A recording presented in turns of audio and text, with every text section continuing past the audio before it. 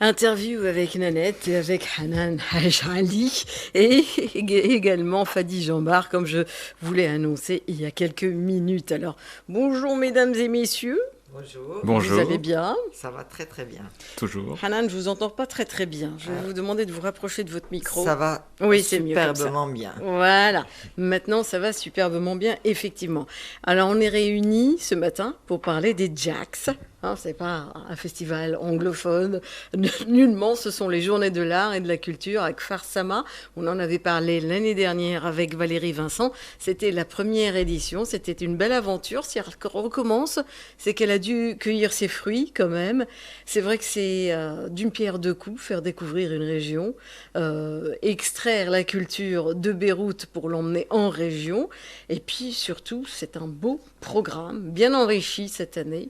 Rien que vous avoir tous les deux, bon, vous, Fadi, vous étiez de la partie l'année dernière, vous Tout avez à fait. offert un beau concert. Hanan Hajali, ça fait vraiment plaisir que vous emmeniez jogging à Kfar Sama.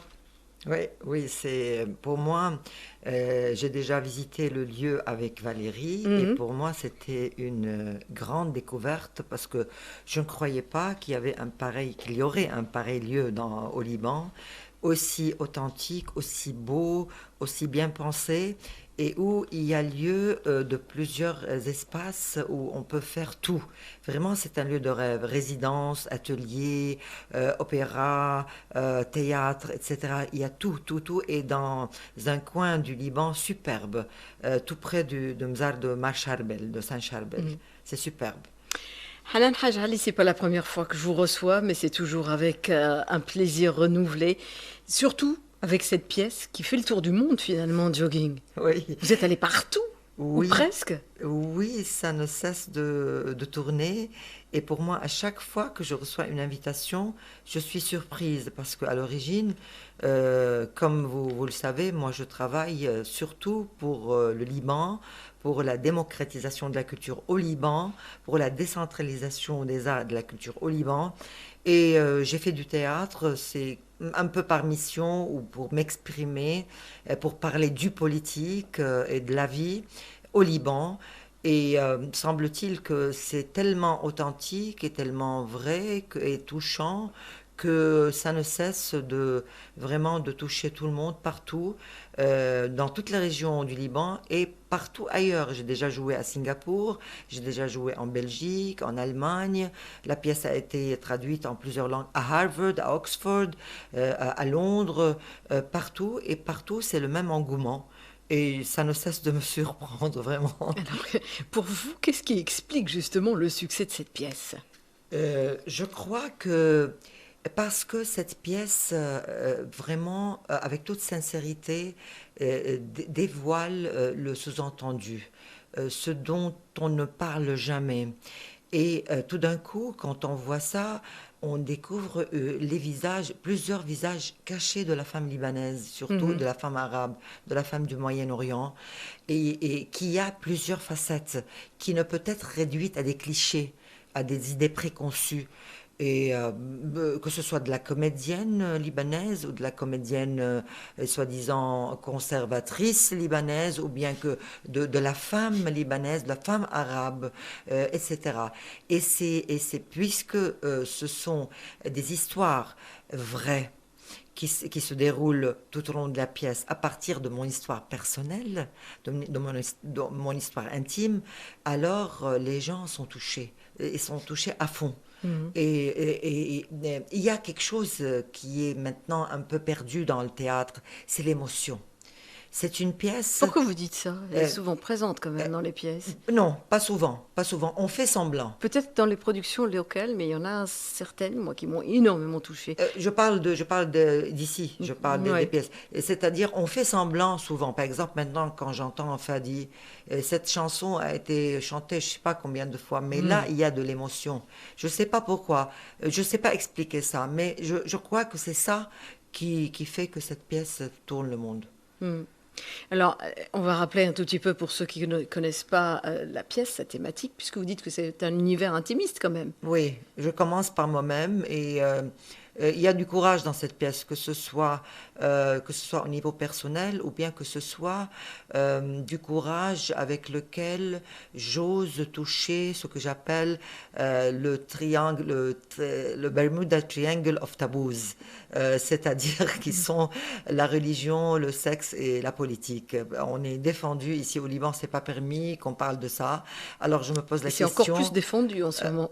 Oui, bien sûr. Et à mon avis, il y a le Liban avant l'histoire de Mashroua Leïla et après l'histoire de Mashroua Leïla. Vraiment, il y a une très grande différence. Et juste pour ajouter quelque chose, c'est que aussi ce qui fait aussi la valeur de la pièce, c'est aussi son concept, sa mise en scène, son minimalisme très intelligent. Oui, vous Et êtes puis, seul sur scène déjà. oui, Ouais. pendant 1 h 20. Oui. Et puis aussi le style d'écriture. Le texte est très très bien travaillé, vraiment. Et là, je salue mes deux, c'est-à-dire collègues qui ont travaillé avec moi, qui sont Éric Dunion de la compagnie Kahraba et Abdallah Al-Kafri. Hanan Haj Ali, alors c'est une pièce qui tourne depuis un moment et dont le combat est d'autant plus âpre aujourd'hui qu'il s'actualise un peu plus tous les jours. Qu'est-ce que vous avez encore comme arme pour vous battre? Ma liberté, mon indépendance. On papotait un peu, on bavardait, moi et Fadi, avant de rentrer au studio, et on se disait que notre chemin n'a pas été du tout facile, parce que vraiment, on a tenu à ce qu'on se forge nos chemins avec la sueur de nos fronts, et on ne doit rien à personne. Et on ne mettra pas en vente pour quelles qu'elles soient les raisons, cette liberté et cette indépendance. On a payé très cher, mais voilà qu'on est fiers et on fait de belles choses et on est respecté partout, on est invité partout et on se sent qu'on est vraiment à nos places.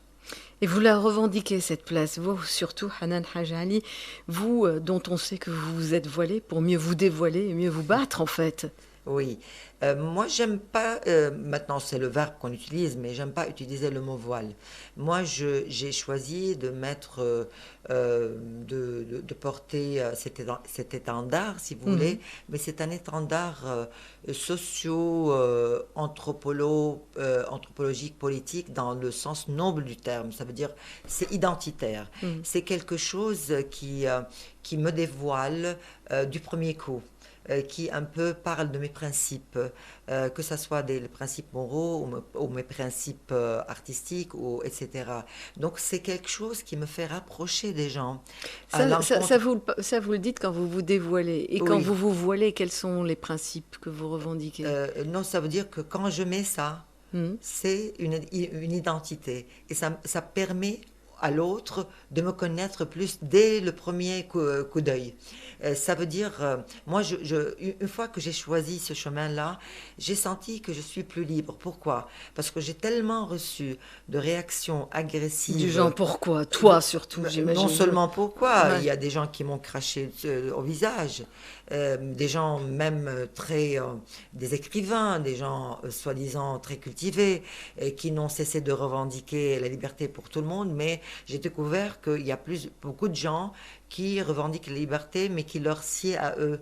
Une fois que vous choisissez un chemin qui est un peu différent, on est ennemi avec vous et on ne vous comprend pas. Alors moi, ce pas-là et ces réactions-là m'ont ouvert l'esprit. Je me suis sentie beaucoup plus libre et maintenant je suis beaucoup plus ouverte aux gens, quelle qu'elle soit leur appartenance. Vraiment, je me sens beaucoup plus ouverte et beaucoup plus libre. Est-ce que cette démarche avait reçu la moindre résistance auprès de votre époux, qui est Roger Assaf, ou il Non. vous a totalement appuyé dès le départ? J'ai reçu plusieurs résistances de partout, que ce soit dans la famille, que ce soit à partir des gens cultivés, que ce soit des gens de l'étranger, que ce soit des gens libanais. Et c'était très très dur de continuer ce que je fais en tant c'est-à-dire en tant que Hanan, en tant que moi-même. Et ça a aggravé la difficulté dans laquelle je vivais. Mais c'était à chaque fois un très beau défi, à part Roger Assaf. Roger, vraiment, c'est le type qui m'a permis de croire en la faculté de certaines personnes à être intègres, à faire ce qu'ils disent, ce qu'ils revendiquent. Hmm. C'est quelqu'un de très intègre et qui est vraiment totalement libre. Et il m'a toujours soutenu, toujours. Alors, est-ce que jogging n'est pas un tout petit peu la suite de ce combat que vous avez mené? Bien sûr que c'est. Et puis, Et euh, est-ce que le message passe mieux quand c'est Euh, sur le- scène? oui, le message passe très très bien parce que c'est clair que même au niveau artistique, c'est comme c'est comme comment dirais-je, c'est comme quand on fait du pain et que ça prend Mhm. que ça prend vraiment cette pièce-là le résultat de tout un cheminement. Je dis toujours que Roger Assaf a toujours été mon master, c'est-à-dire mon premier maître, et je crois que, j'espère que mon Les dernier, maîtres. oui, entre mon premier et le dernier, il y a eu beaucoup de maîtres, mais c'est mon maître avec un grand M, et tout